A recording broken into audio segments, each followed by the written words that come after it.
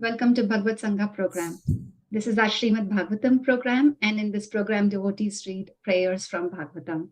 The current theme is Lord Kapila Dev describing the beautiful form of Supreme Lord. These are very beautiful prayers from Srimad Bhagavatam, Canto 3, Chapter 28, from verse 21 to 33. Today, we have a very wonderful young Vaishnavi who will be presenting the verses and her realization. We have Vandya presenting. Hare Krishna, Vandya. Hare Krishna. Good to you. Today we're going to be talking about Lord Kapila describing the beautiful form of the Supreme Lord. And this is the Srimad Bhagavatam verses 3.28.29 to 3.28.30. Om Namo Bhagavate Vasudevaya. Om Namo Bhagavate Vasudevaya. Om Namo Bhagavate Vasudevaya.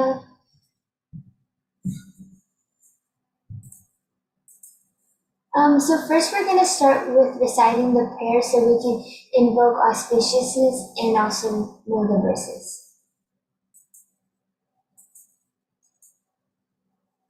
We're going to start with text 21 to 33.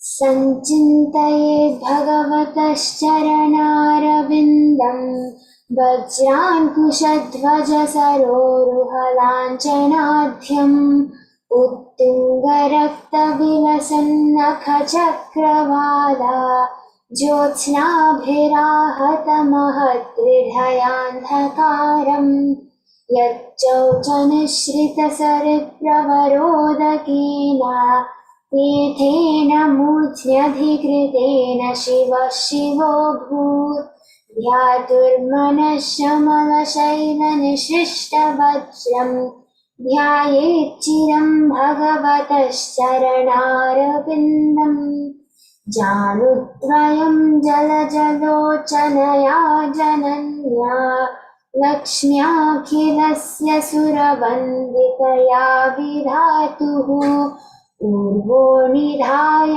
करपल्लवरोचिषायत् संलालितं हृदि विभोरभगस्य कुर्यात् ऊरु सुपर्णभुजयोरधिशोभमाना ओजो निधीयतसिका कुसुमावभासौ व्यालम्बिपीठवरवाससि वर्तमाना काञ्चीकलापपरिरम्भिनितं बबिम्बम् नाभिहृदं भुवनकोशगुहोदरस्थं यत्रात्मयोनिधिशनाखिललोकपद्मं व्यूढं हरिन्मणिवृषस्तनयोरमुष्य ध्यायेद्वयं विशदहारमयूखगौरम् वक्षोधिवासं वृषभस्य महाविभूतेः पुंसां मनोनयननिर्वृतमादधानम् कण्ठं च कौस्तुभमणेरधिभूषणार्थं कुर्यान्मनस्यखिललोकनमस्कृतस्य बाहूंश्च मन्दरगिरेः परिवर्तनेन निर्नित्यबाहुवलयानधिलोकपालान् सञ्चिन्तये दशशतारमसायतेजः शङ्खं च तत्करसरोरुहराजहंसम् सौमोदकीं भगवतोदयितां स्मरेता सिद्धामरातिभटशोणितकर्दमेन मालामधुव्रतवरूढगिरोपघुस्तां चैत्यस्य तत्त्वममलं मणिमस्य कण्ठे भृत्यानुकम्पितधियेह गृहीतमूर्तेः सञ्चिन्तये भगवतो वदनारविन्दम् यद्विस्फुरन्मकरकुण्डलवर्जितेन विद्योतितामलकपोलमुदारणासम् यच्छ्रीनिकेतमणिभिः परिसेव्यमानां भूत्या स्वया कुटिलकुन्तलवृन्दजुष्टम् नीलद्वयाश्रयमधिक्षिपदब्जनेत्रम् ध्यायेन्मनोमयमदन्द्रितपुल्लसद्भ्रू तस्यावलोकमधिकं कृपयाति घोरा तापत्रयोपशमनाय निसृष्टमक्ष्योः स्निग्धस्मितानुगुणितं विपुलप्रसादम् ध्याये चिरं विपुलभावनया गुहायम् हासं हरेरवनताखिललोकतीव्रा शोकाश्रुसागरविशोषणमत्युदारम् सम्मोहनाय रचितं निजमाययास्य भ्रूमण्डलं मुनिकृते मकरध्वजस्य ध्यानायनं प्रहसितं बहुलाधरोष्ठ भासारुणायिततनुद्विजकुण्डपङ्क्ति ध्यायेत् स्वदेहकुहरे वसितस्य विष्णो भक्त्यार्द्रयार्पितमनान पृथक् त्रिदिक्षेत्।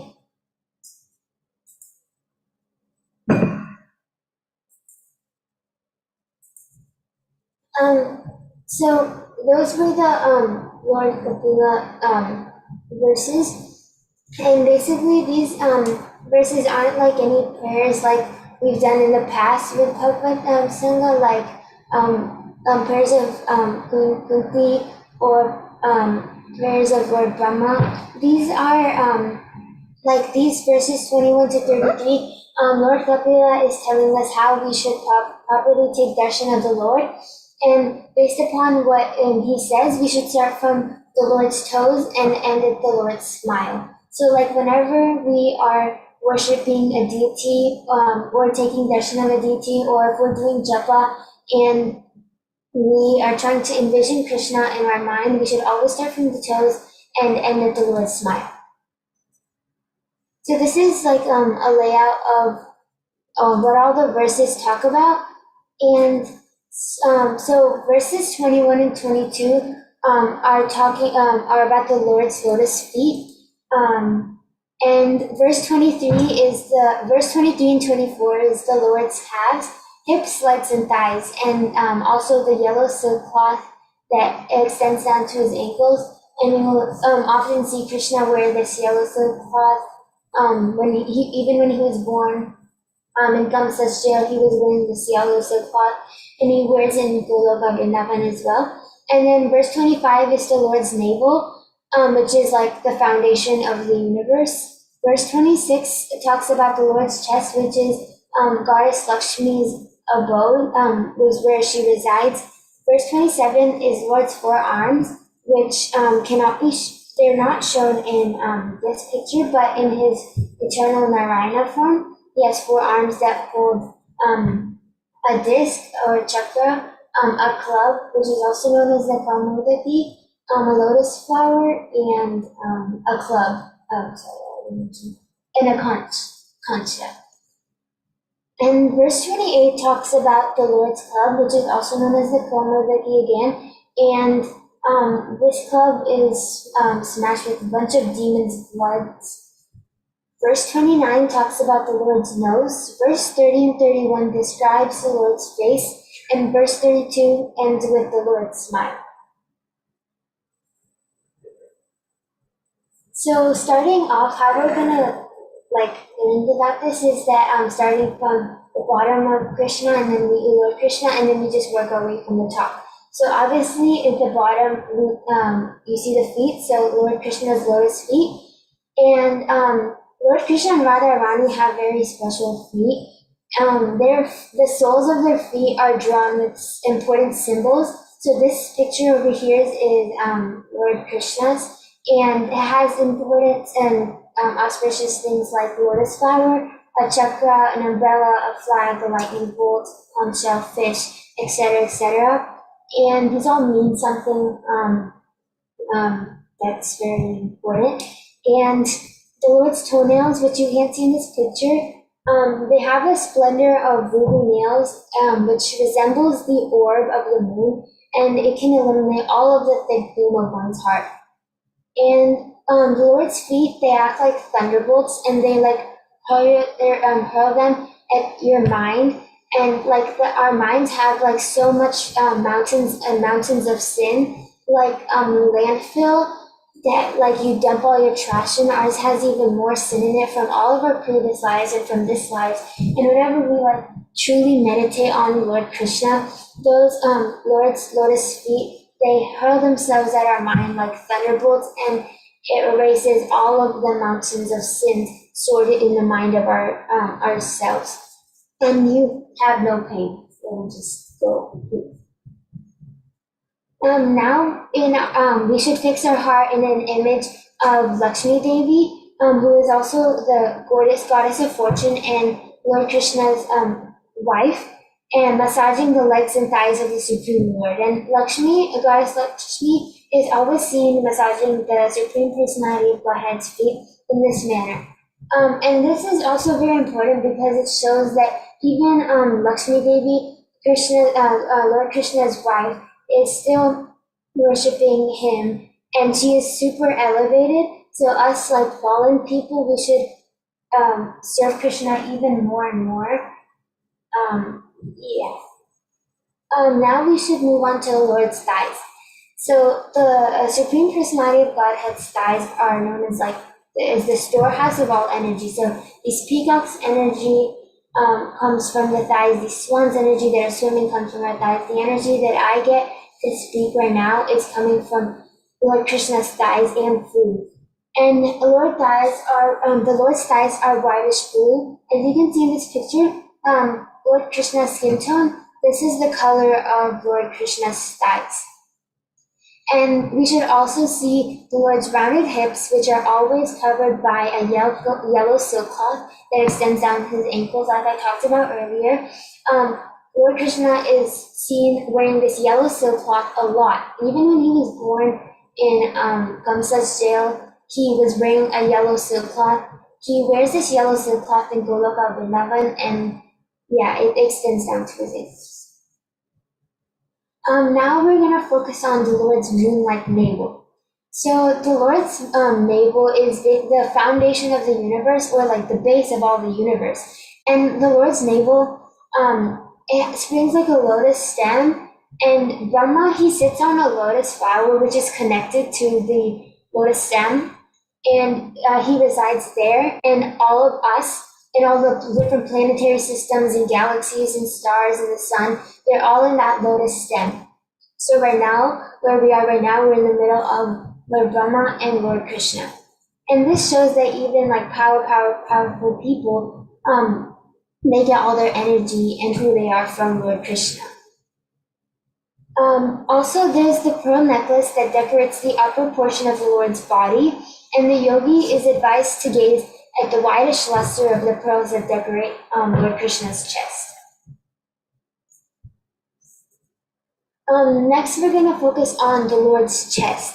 So this is the place that Lakshmi Devi resides, and the Lord's chest is like the source of all transcendental pleasures for the mind, and it has full satisfaction to the eyes. Now we move on upwards to the Lord's neck, and the Lord's neck serves to enhance the beauty of the green Kastubha gem which hangs on his chest. So if you've seen like pictures of Krishna, you'll always see that he's wearing this green,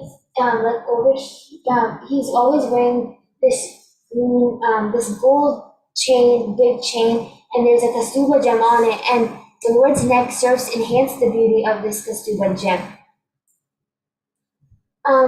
Now the next thing that we're going to focus on is the Lord's forearms, his polished ornaments, and disc. So the Lord's forearms are the source of all the powers of the demigod, and this shows that worshiping demigods, even like if we worship all the demigods, that their power comes from Krishna. And Krishna is the most powerful person.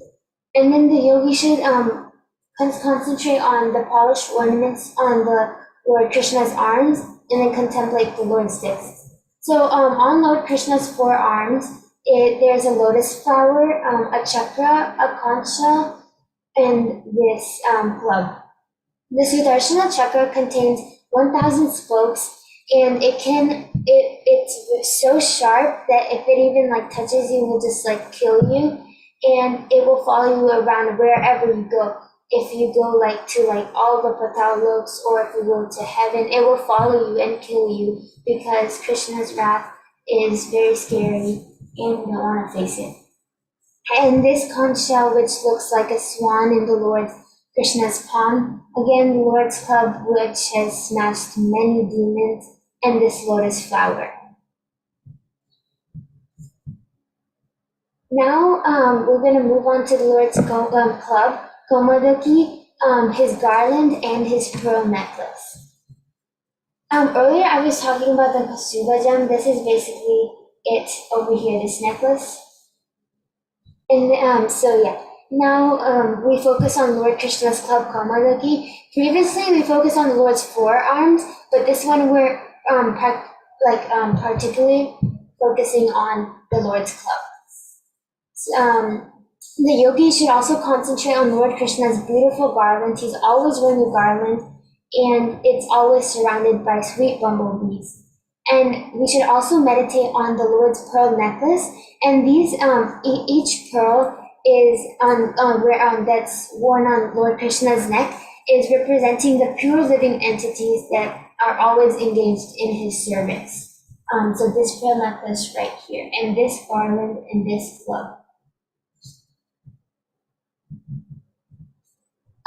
Next, we're going to focus on the Lord's lotus-like facial features.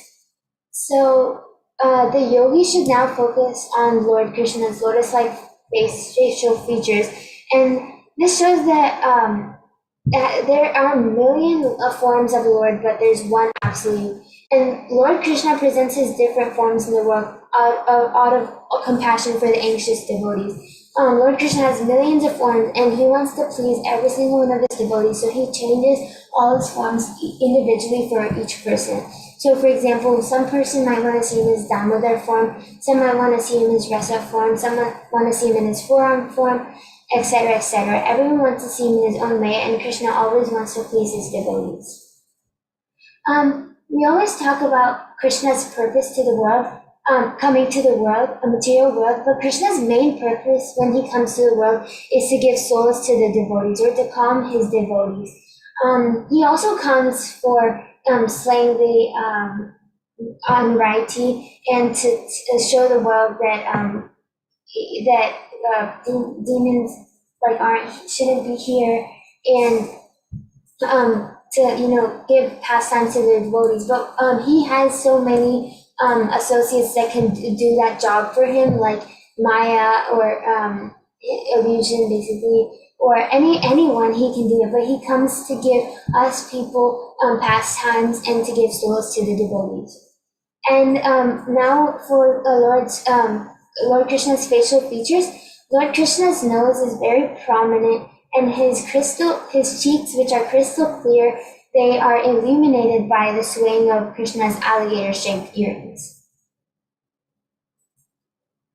Now we're going to focus on Lord Krishna's beautiful face. So previously it was Lord Krishna's beautiful features, which like his eyes, or his eyebrows, or his nose, or his lips. Now we're focusing on his entire face. And we should also focus on Lord Krishna's beautiful curly hair, and his lotus-like eyes, and his dancing eyebrows.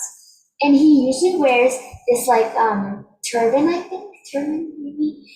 He always wears this, and it usually matches his garland.